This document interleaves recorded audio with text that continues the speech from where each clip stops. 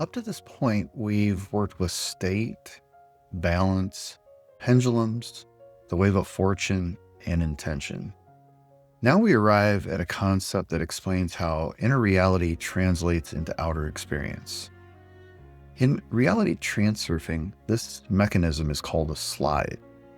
A slide is not imagination in the casual sense, it's an inner image held with emotional energy that begins to project itself onto reality. Slides operate quietly. Most people are creating them constantly without realizing it.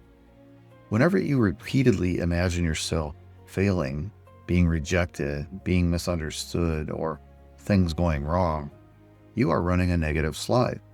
And whenever you consistently see yourself acting calmly, moving confidently, or handling situations smoothly, you are running a positive slide. The key is not visualization as effort. The key is identification. Slides work when you identify with the image, not when you force it, but when it feels natural and believable. This is why many visualization techniques fail. People try to see outcomes they don't internally accept. The image clashes with their state. Balance is lost. Resistance appears. Reality doesn't respond. In the book, Zealand explains that a slide must feel like a preview, not a fantasy. It's not about seeing what you want. It's about seeing what feels normal for the vision of you are becoming. Here's a simple example. Someone wants to feel confident speaking in public. They imagine standing on a stage, receiving applause, and feeling powerful. But internally, that image feels fake. Their state rejects it, so nothing changes. Now imagine a different slide.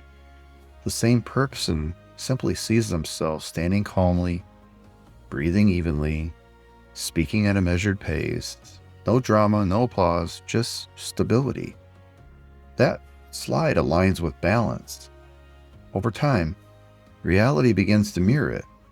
Slides work because reality behaves like a mirror. The mirror does not respond to desire. It reflects the image placed in front of it. This is why negative slides are so effective. People replay them unconsciously. They anticipate problems. They rehearse conflict. They expect disappointment. The mirror responds faithfully. Positive slides require awareness, not force, not obsession, just consistency. And here's the subtle point many people miss. Slides work best when excess importance is low.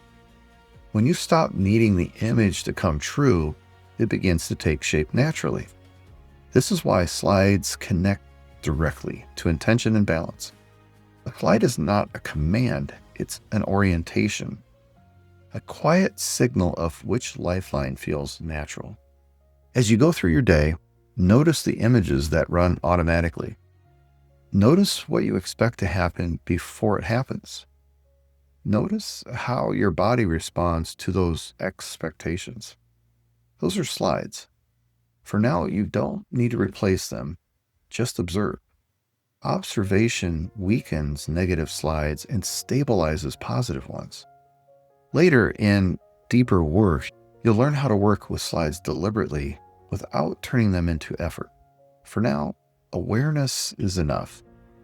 When you're ready, move on to the next module.